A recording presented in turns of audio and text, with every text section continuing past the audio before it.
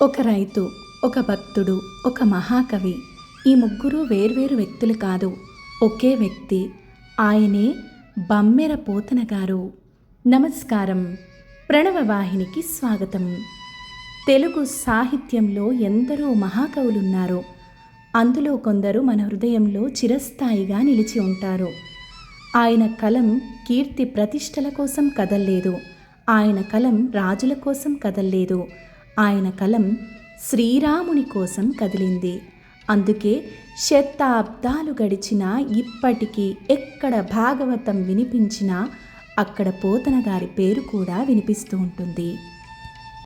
తెలంగాణలో బమ్మెర అనే చిన్న గ్రామంలో జన్మించారు పోతన గారు.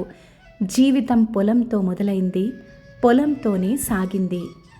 ఒక్క చేతను కలము పట్టి, ఒక్క చేతను హలము పట్టి, బమ్మెరా పోతన్న నాడు భాగవతమే వ్రాసినాడు. ఇదే పోతన్న గారి జీవితాన్ని మహోన్నతం చేసింది. పొలాన్ని దున్ని అన్నం పండించిన రైతు తెలుగు సాహిత్యాన్ని దున్ని భక్తి అమృతాన్ని పండించిన మహాకవి. సహజ కవి, భాగవత కవి, భక్త కవి అనే గౌరవప్రదమైన ఈ బిరుదులు రాజులు ఇచ్చినవి కావు. ఆయన రచనలే ఆయనకు సంపాదించి పెట్టిన గౌరవాలు. ఒక సాధారణ మనిషి ఎలా తెలుగు సాహిత్యంలో చిరంజీవిగా నిలిచిపోయారు? ఇప్పటికీ ఎలా ఆయన రాసిన భాగవతం నేటికి భక్తి ప్రసంగాలు ఉన్న చోట, ఆలయాల్లో, పారాయణాల్లో, హరికథల్లో, భజనల్లో మారుమోగుతోంది? పోతన గారికి శ్రీరామచంద్రుని అనుగ్రహం కలిగింది. ఆ అనుగ్రహంతో ఆయన హృదయంలో ఒక సంకల్పం జనించింది. వ్యాస మహర్షి రచించిన శ్రీమద్భాగవతాన్ని తెలుగువారికి అర్థమయ్యేలా మధురమైన భాషలో అందించాలి అని. ఇది ఒక రచన కాదు, అది ఒక మహాయజ్ఞం. భక్తి అంటే పూజలు చేయడం, గుడికి వెళ్ళడమే కాదు, మనం చేసే ప్రతి పనిని భగవంతునికి అంకితం చేయడం. అదే పోతన గారి జీవితం. లావొక్కింతయు లేదు ధైర్యము విలోలంబయ్యే, బ్రానంబులంఠావుల్ దప్పెను మూర్ఛ వచ్చెదనువున్ డస్సెన్ శ్రమం వయ్యడిన్. నీవే తప్పని తప్పరం బెరుగ మన్నింపదగున్ తీను నిన్ రావే ఈశ్వర కావవే వరద సంరక్షింపు భద్రాత్మక. ఆపదలో ఉన్న గజేంద్రుడి ఆర్తి ఇది. దేవా, నాలో శక్తి లేదు, ధైర్యం కరిగిపోయింది, ప్రాణాలు సడలిపోతున్నాయి, నీవు తప్ప నాకు మరో దిక్కు లేదు. ఓ వరదా, వచ్చి నన్ను కాపాడు. ఒక ఏనుగు ఆర్తిని మన ఆర్తి అనేలా చేసిన మహాకవి ఆయన. అందుకే గజేంద్ర మోక్షం నేటికి మనందరి హృదయాల్లో సజీవంగా ఉంది. ఇంతింతై వటుడింతై, ఈ ఒక్క పద్యంలో వామనుడు త్రివిక్రముడుగా విశ్వరూపం ధరించిన ఆ వైభవాన్ని పోతన గారు కళ్ళకు కట్టినట్లు చూపించారు. ఘనుడా బోసురుడేగేను, ఇది రుక్మిణీ కళ్యాణంలోని ఈ ఒక్క పద్యంలో రుక్మిణీదేవి మనసును పోతన గారు మన కళ్ళ ముందు ఉంచారు. ఇందుగలడందు లేడని సందేహము వలదు చక్రీ. ప్రహ్లాదుడు నిర్భయంగా తన తండ్రికి భగవంతుడు సర్వవ్యాప్తి అని గొప్ప తత్వాన్ని పోతన గారు అద్భుతంగా చిత్రీకరించారు. పలికెడిది భాగవతమట, పలికించెడివాడు రామభద్రుండట.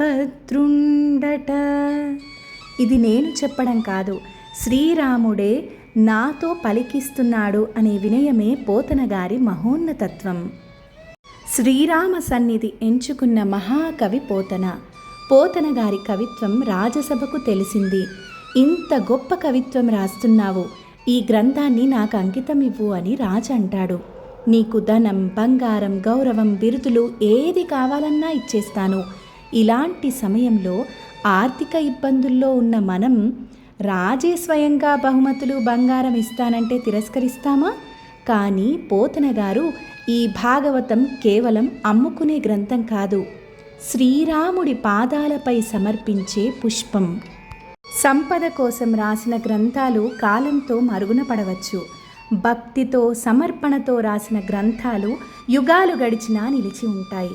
పోతన గారు భగవంతుని కంటే గొప్పవారు ఎవరూ లేరని నమ్మారు.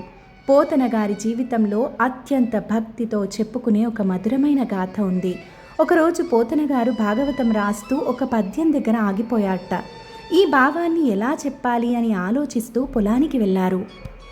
ఆయన తిరిగి వచ్చి చూసేసరికి తాను రాయలేక వదిలిన పద్యం పూర్తయిపోయింది. ఆ పద్యాన్ని చూసి ఆశ్చర్యంతో నిలిచిపోయారు. ఈ పద్యాన్ని ఎవరు రాశారు అని ఇంట్లో వారిని అడిగితే, ఇందాక మీరే కూర్చొని రాశారుగా అన్నారట. అప్పుడు అర్థమైంది, అది నా శ్రీరాముడే. ఆ క్షణంలో ఆయన కళ్ళల్లో ఆనంద బాష్పాలు. అందుకే పోతన గారు నాతో పలికించేది శ్రీరాముడే అని అనేవారు. ఆయన రాసింది కేవలం పద్యాలు కావు, తరతరాల తెలుగు ప్రజల హృదయాల్లో వెలిగే భక్తి దీపాలు. శతాబ్దాలు గడిచినా ఇప్పటికీ పోతన గారి పద్యాలు వారి మాటల్లా ఇంకా మారుమ్రోగుతూనే ఉన్నాయి. ఇదే ఒక మహాకవి అమరత్వం.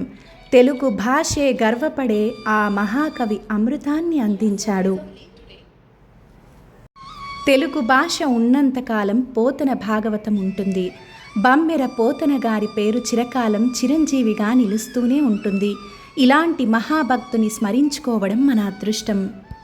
శ్రీమద్భాగవత మహాగ్రంథాన్ని అమృతంలా అందించిన మహాకవి బమ్మెర పోతన గారికి శతకోటి వందనాలు. ఈ వీడియో నచ్చింది కదా, లైక్ చేయండి, షేర్ చేయండి, సబ్స్క్రైబ్ చేయడం మర్చిపోవద్దు. ప్రణామములతో మీ ప్రణవ వాహిని. ధన్యవాదాలు.